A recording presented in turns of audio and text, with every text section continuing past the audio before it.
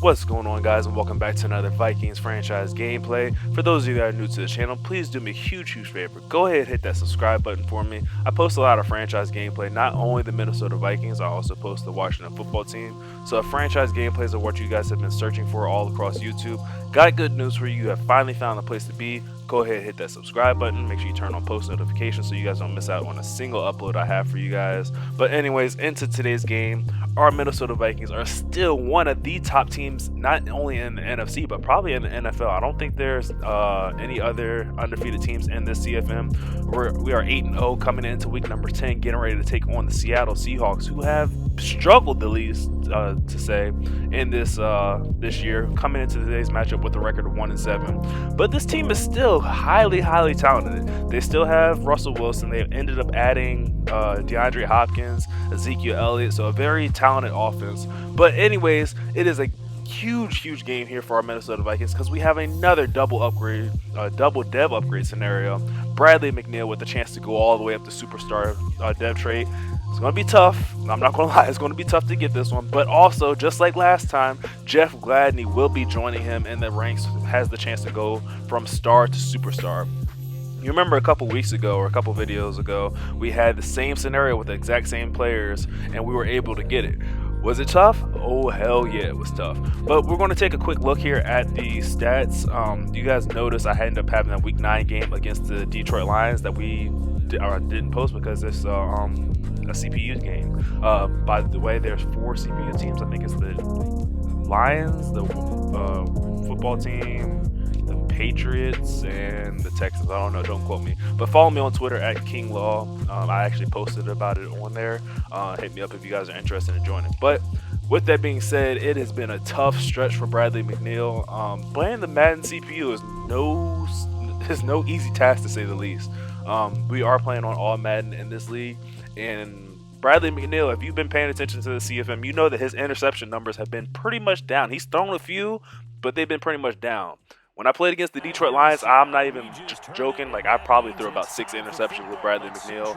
Like, literally. Receivers, the ball would hit them in the hands, bounce off, and the CPU would catch them. So, yeah, Bradley McNeil's interception numbers are a bit outrageous right now. My guy's seeing ghosts right now. We'll see if we can right the ship and see if we can get him his dev scenario. But we're going to be starting things off on defense here from the 25-yard line. Ezekiel Elliott is going to get the first carry of the day, gaining 5 yards up to the 30-yard line. 2nd and 5 for Seattle's offense on this first drive. Right back to Ezekiel Elliott on the toss play. He's able to gain 3 yards on this throw. No, 2 yards. Gets us to a third and short situation from the 32-yard line. Right back to Ezekiel Elliott. Why not? It's been working so far, but he does not pick up the first down on 3rd down. 4th and 1. The Seattle Seahawks are well within the rights to go for it on this one. And Russell Wilson ends up finding DeAndre Hopkins rocking that number 80. Across the middle for the first down, keeping this drive alive for the Seattle Seahawks. Now from the 45-yard line, right back to what apparently is the game plan, hand the ball off to Zeke, and he stopped up there for a gain of 1 yard there. Russell Wilson dropping back to throw, has all day in the pocket, looking to go deep for DeAndre Hopkins, but it's intercepted by Anthony Harris. I was about to say Jeff Gladney. I was hoping it was Jeff Gladney, but it wasn't Jeff Gladney. But still, we're able to get the turnover, bringing the offense onto the field. 1st and 10.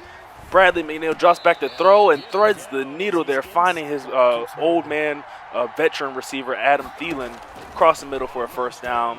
1st and 10, setting up the screen here to Dalvin Cook. Has blockers out in front of him, trying to maneuver his way around them. Gets brought down after a gain of 6 yards to the 31-yard line.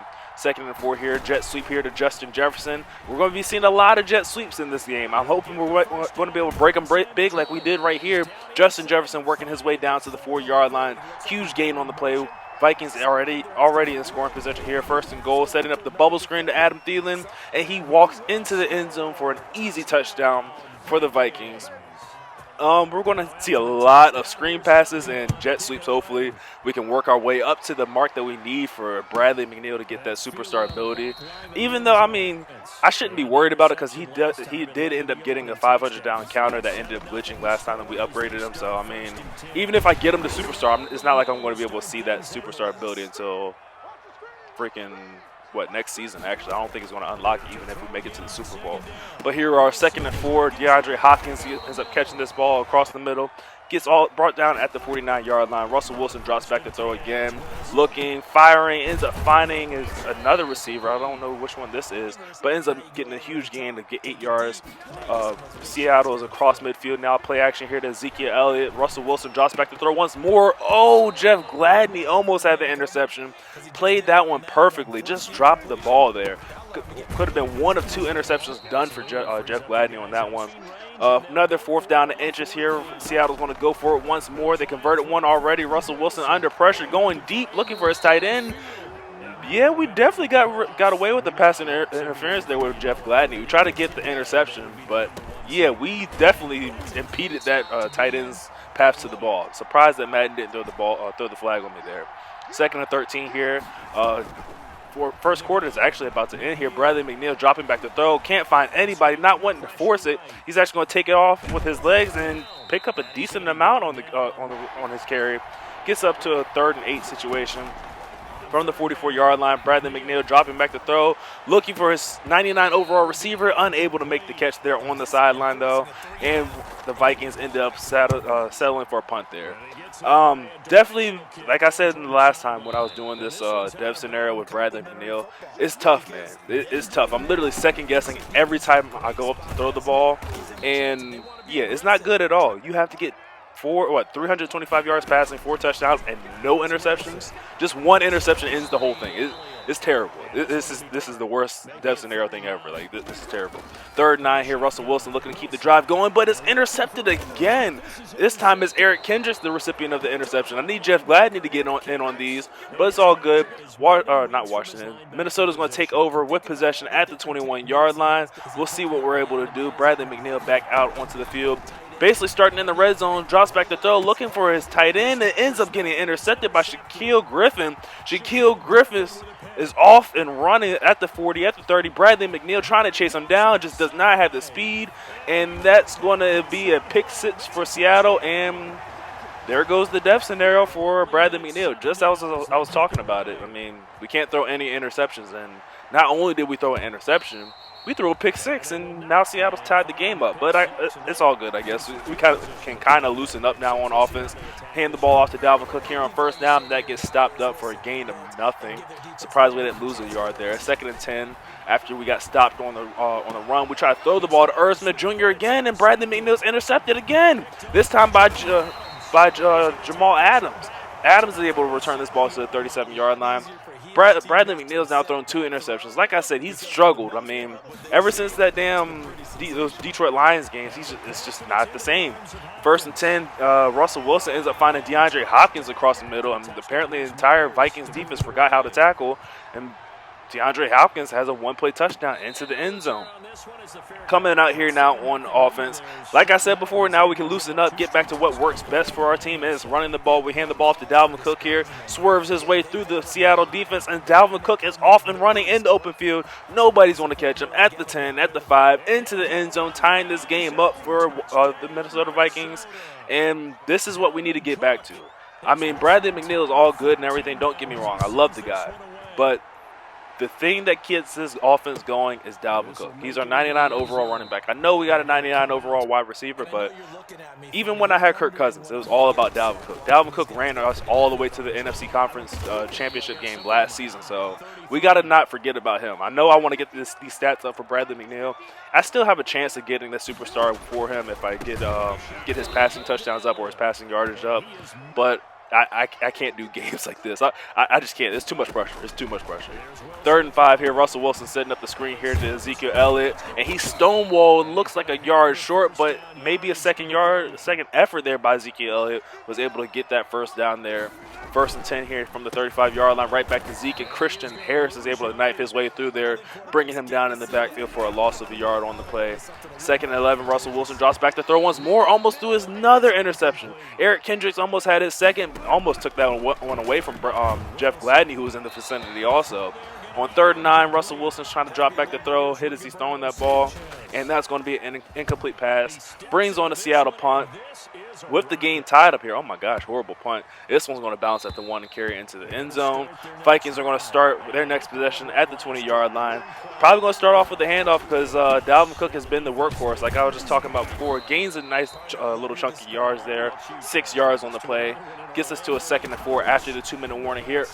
Running the read option here with Bradley McNeil, and he's off and running, trying to work his way up to midfield, just a yard or two short. I got to get back to running plays like this with Bradley McNeil. He is very fast. Got to take advantage of his legs. Bradley McNeil dropping back to throw, finding a wide open Tajay Sharp open in the middle of the field. Gets all the way down to the 29-yard line. 1 minute here left in the second quarter. Vikings are moving, trying to get into this end zone. Handoff there to Dalvin Cook. He stonewalled, end up getting tackled for a loss of a yard there on the play. 2nd and 11, we try to go right back to Dalvin Cook, and Bobby Wagner stops him right at the line of scrimmage. Vikings have used their first timeout. Now 3rd and 11 with under 30 seconds left. Bradley McNeil drops back to throw, looking for Justin Jefferson, but finding Shaquille Griffin again. Gets his 2nd interception. Shaquille Griffin off and running up the sideline, trying to get another pick 6. Luckily, we're able to tackle him at the 49-yard line to stop the return. But now Seattle, with 3 timeouts, has the chance to try to go on a drive of their own, get into the end zone. Another short pass here on the slant by Russell Wilson. Makes a couple moves in the open field, and he's into the end zone again. Another one-play touchdown for Seattle. I don't know what is going on with our defense right now. We are just definitely not looking like ourselves. Seattle's taking the lead now here with 10 seconds left here in the first half.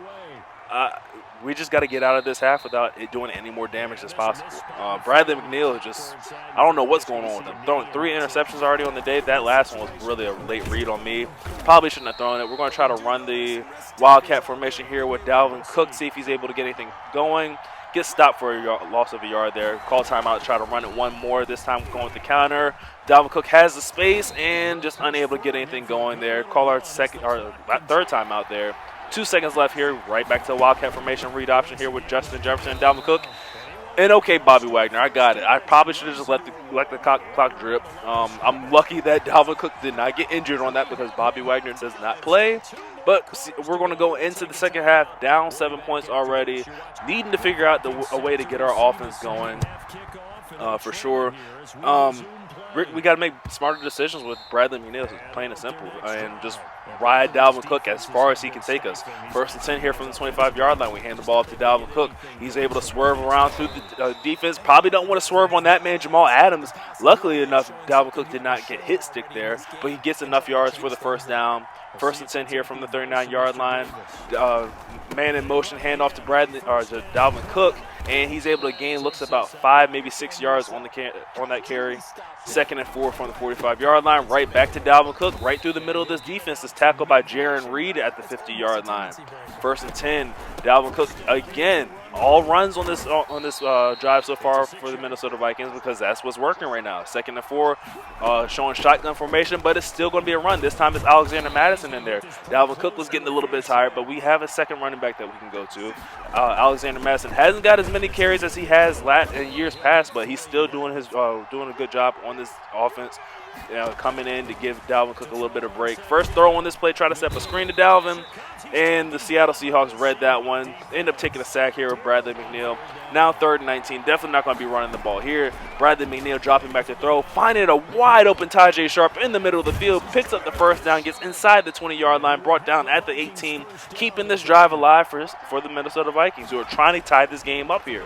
1st and 10, Bradley McNeil dropping back to throw once more, getting pressure, makes a smart decision here, throws that ball away, don't want to force anything, throw a 4th interception of the day. Come back on 2nd down, hand the ball off to Dalvin Cook, who's swerving again through this defense, gains about 8 yards on that play. Now 3rd and short here from the 10-yard line. Vikings trying to get this first down. Dalvin Cook thinking a whole lot more, ends up getting into the end zone, slides past Jamal Adams and dives his way into the touchdown. Vikings are about to tie this game up with the extra point, and it is good. I don't show my extra points unless it's a miss or unless it's like really key. Now here in the 3rd quarter, Seattle's getting the ball, and they've been on a tangent. I think 2 plays, and both of them have ended in 1-play touchdowns. So, all right, Minnesota's already off to a nice start, stopping Ezekiel Elliott for a gain of 1 yard on the play. Now Russell Wilson sending Zeke out of the backfield, dropping back to throw, ends up hitting Corey Davis on a nice little slant route across the middle. Gets brought down after a nice little game, picks up the first down to the 38-yard line. At least we did not let the slant route go for a touchdown this time. Now 1st and 10, Russell Wilson dropping back to throw. Oh, tough throw there by Russell Wilson. Probably a bad coverage decision by me. I have Montez Sweat out there in coverage on DeAndre Hopkins. Yeah, that should happen. He should get cooked every single time. 1st and 10 now, Russell Wilson throwing another dot across the middle, getting 8 yards. I think that was DeAndre Hopkins again. 2nd and 2, they try to pick up this first down on the ground, going to Ezekiel Elliott. He's only able to gain 1 yard. Now 3rd and short, Russell Wilson under center, hands the ball off to Ezekiel Elliott again, and he's stonewalled again. Jonathan Allen and Montez Sweat combining to stop him for a loss of a yard on the play. 4th and 2 here in the 4th quarter. Seahawks are going to go for it. Russell Wilson play action fake to Ezekiel Elliott, looking to go deep. Oh, Jeff Gladney, you were in the area again. Corey Davis able to make the catch there. 1st and goal here for Seattle from the 9-yard line. Handoff to Ezekiel Elliott, and Montez Sweat ends up coming through, stopping him in the backfield. Actually ends up gaining a yard on that. Maybe that little toss forward. But it doesn't matter. Come back on 2nd and goal. Russell Wilson's hit, almost sacked on that play. Somehow got that ball off to avoid the sack. 3rd and goal here from the 8-yard line. Seattle dropping back to throw. Russell Wilson with all day in the pocket. Ends up finding DeAndre Hopkins on the drag route. Ends up making the catch. Gets down to the 3-yard line. But now 4th and goal from the 3. Russell Wilson trying to get his team into the end zone. Under pressure, throws it, looking for his receiver. Ends up getting swatted away by Anthony Harris. And the Vikings are going to take over with possession of the ball at the 3-yard line. Handoff to Dalvin Cook, able to get the edge, swerves a couple defenders, makes Jamal Adams miss in the open field, and takes this one all the way up to the 25-yard line, gaining 22 yards on the play for Dalvin Cook. Jet sweep here to Justin Jefferson, see if he's able to turn the corner, get anything going, and Bobby Wagner is there to stop him for a loss of 2 yards on the play. Damn, Bobby. 2nd and 12 here from the 23-yard line, right back to Dalvin Cook, trying to fight his way forward for a gain of about, 4 or 5 yards on the play. Vikings are going to run hurry-up offense here on 3rd and 7 from the 29-yard line. This actually turns out to be a horrible decision. I should not have done this, but we're going to get this snap off, handoff to Dalvin Cook, tries to go up the middle, and Bobby Wagner comes through again, stopping us, and Vikings are going to decide to go ahead and put that ball away. With the new Madden update, we have like the whole play counter system going on. I wasn't aware of how many times I have ran stretch already, and I tried to audible out of that formation to the stretch run, and yeah, I had used up all of my times I could run stretch, so I had to run dive. Didn't want to run dive, so it is what it is. End up punting the ball away. Now here on 2nd and 7, play action fake to Ezekiel Elliott, going deep, and oh my gosh, an amazing catch there in one-on-one coverage by DeAndre Hopkins. Gets all the way up to the 46-yard line. 1st and 10 from the 47. Russell Wilson drops back to throw, and Montez Sweat coming free off the edge brings him down for a loss of 7 on the play. 2nd and 17 now, backed up to the 40-yard line. Russell Wilson back in the shotgun formation, drops back to throw, looking for Ezekiel Elliott, but finding Eric Kendricks. Oh, what a horrible read there by Russell Wilson. Eric Kendricks gets his 2nd interception of the day and gives Bradley McNeil and this Vikings offense another shot. Handoff here to Dalvin Cook on 1st down. Gains a nice little chunk of yards, 4 yards on the play. 2nd and 6 here from the 36-yard line. McNeil drops back to throw, looking for Adam Thielen, ends up making the catch, but ends up getting nothing on the play. Would have rather you drop that ball and not take a hit or anything.